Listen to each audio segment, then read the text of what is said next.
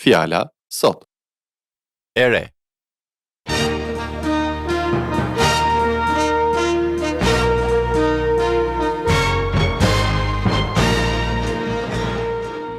Përshëndetje dhe mirë se vini në këtë seri programesh nga Pastor Paul dhe Doug Schroeder, nga shërbesa Fjala Sot. Sot do të flasim për gjërat e reja. A nuk gëzoheni shumë sa herë blini diçka të re? Çfarë do qoftë ajo gjë? Ju mezi prisni t'u tregoni të gjithëve, me sy që ju shkëlqej nga lumturia.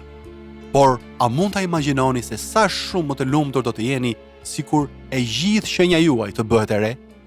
Në episodin e sotëm, Pastor Paul i flet se si kur pranojmë Jezusin si Zot dhe shpëtimtar të jetës sonë, gjithçka që ne kemi brenda nesh, pra gjithçka që ne jemi, bëhet e re dhe merr një kuptim të ri.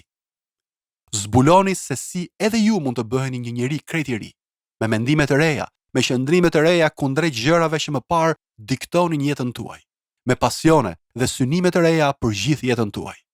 Por mbi të gjitha, mësoni për destinacionin tuaj të ri, kur përqafoni Jezus Krishtin dhe ja përkushtoni jetën tuaj atij.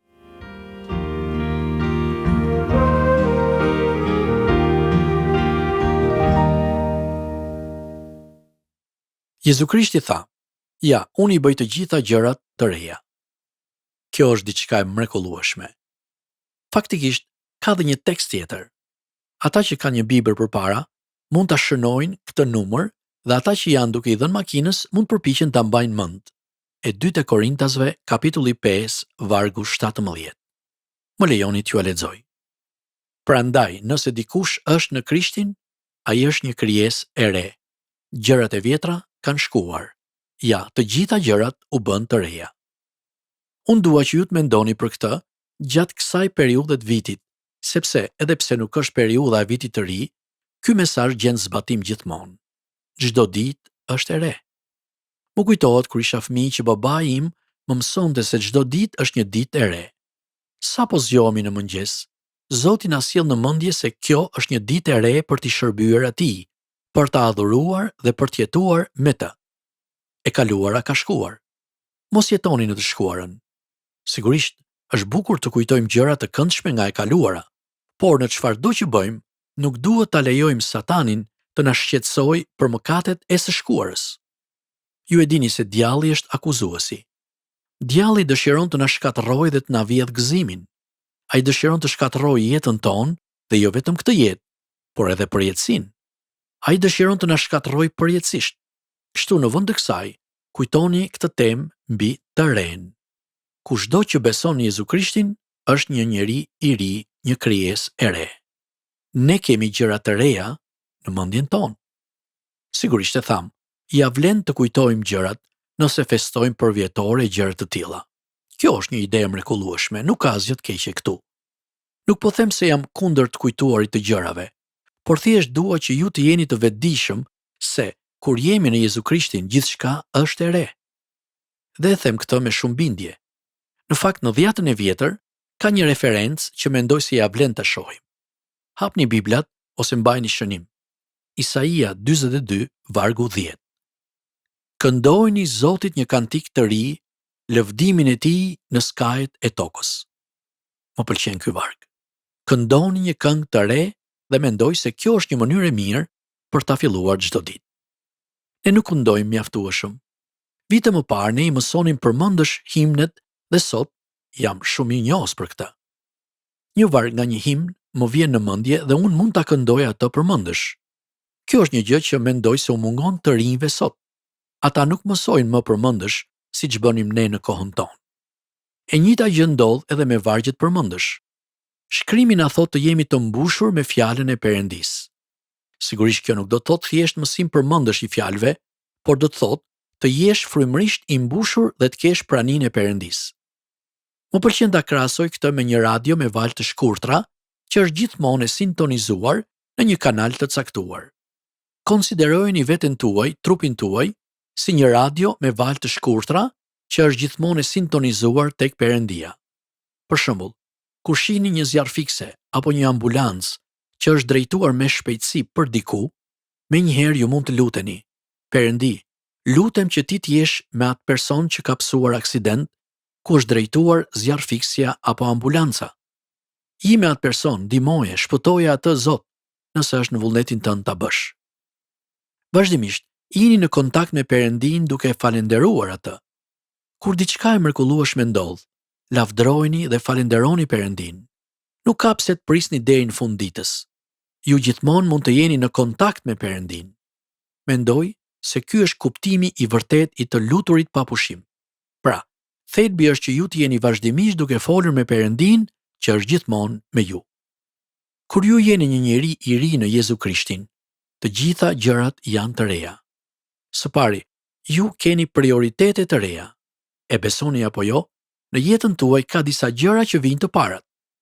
Shpresoj që mos ta vini veten tuaj në vend parë. Shpresoj që të keni një sër prioritetesh që i ndiqni si të krishterë. Kur ju bëni të Krishtit ose të krishterë, përparësitë tuaja ndryshojnë. Nuk janë më si më parë. Gjithçka ndryshe. Qëndrimi juaj ndaj vetes ndryshon plotësisht. Kush jeni, për qëllim jeni këtu në tokë, përse Perëndia ju ka shpëtuar e me radhë. Dhe bashkë me to, vijnë edhe synime të reja. Mua më pëlqen të jem gjithmonë i rrethuar me njerëz që kanë synime, qëllime, objektiva. Kam goxha vite mbi shpatulla dhe kam takuar shumë njerëz interesant, por njerëzit më interesant që ju do të takoni janë ata që kanë synime.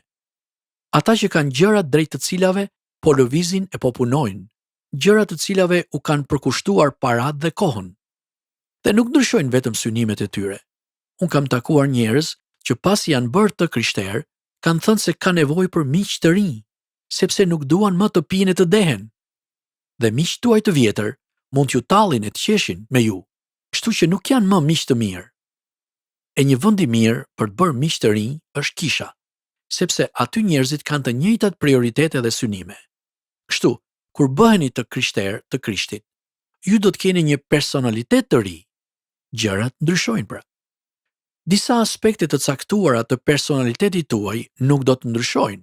Për shembull, unë besoj se apostulli Paul ishte i shoqërueshëm, ishte njeri i guximshëm dhe ai mbeti i shoqërueshëm dhe i guximshëm edhe pasi u kthye, por tani nuk ishte më për lavdinë e tij personale, por për lavdinë e Perëndisë.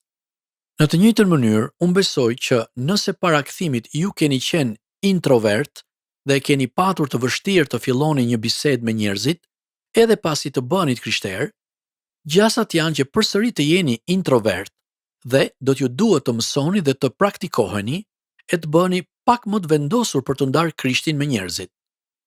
Në thelb, edhe personaliteti juaj do të ndryshoj pak, mendoj. Sigurisht, Perëndia mund të përdor çdo lloj personaliteti. Ai përdor ekstrovertët dhe introvertët. Mua më pëlqen fjala mesovert. Kjo është një fjalë që u përdor para disa vitesh. Mendoj se Perëndis i pëlqejnë mesovertët që mund të flasin me ekstrovertët dhe introvertët.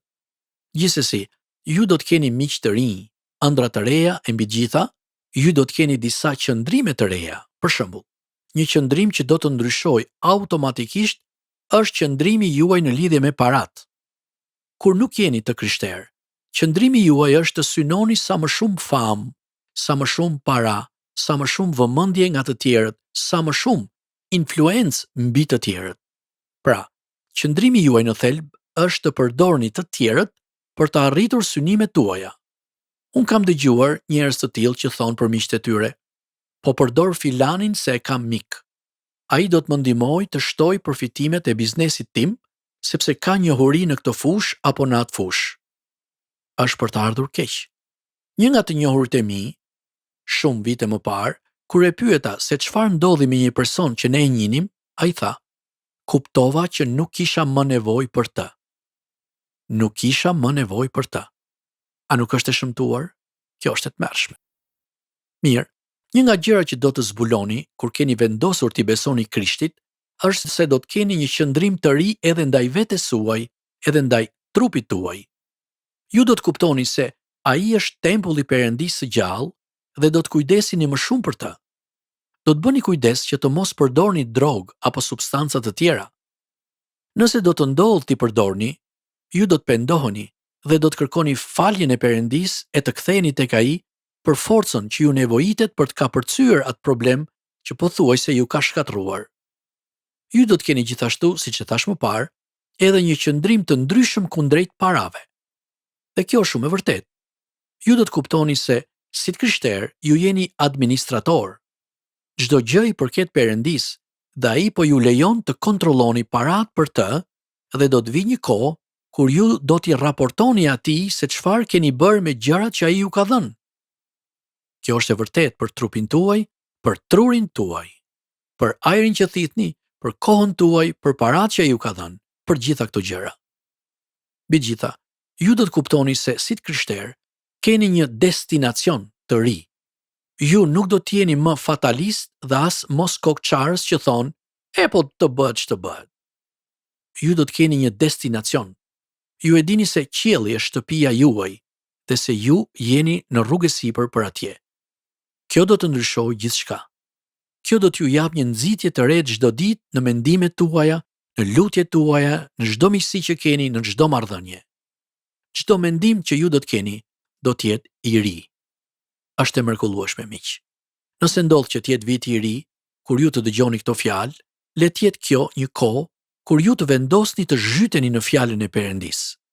A e dini që nëse i kushtoni asaj vetëm 15 minuta në ditë, brenda një viti do ta mbaroni së lexuar gjithë Biblën?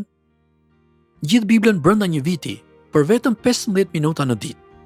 Le të jetë kjo një gjë e re në jetën tuaj.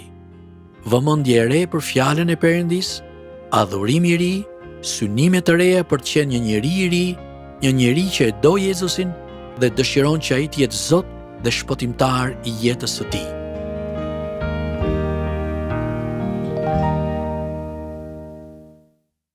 Siç mësuat në episodin e sotëm, edhe ju mund të bëheni krijesa të reja, kur ja dorëzoni jetën tuaj Jezus Krishtit dhe e pranoni atë si Zot dhe shpëtimtar të jetës suaj. Nuk ka paqe më të madhe për zemrën kur kemi qëndrimin e duhur, mendimet e duhura dhe synimet e duhura që vënë në qendër Zotin dhe mirëqenien e njerëzve të tjerë. Kushdo prej jush mund ta ketë këtë në Krishtin. Nëse keni pyetje apo doni të mësoni më shumë për Jezusin, na shkruani në adresën tonë postare TWR Albania, kutia postare 130 Tiranë, ose në email twralbania@gmail.com.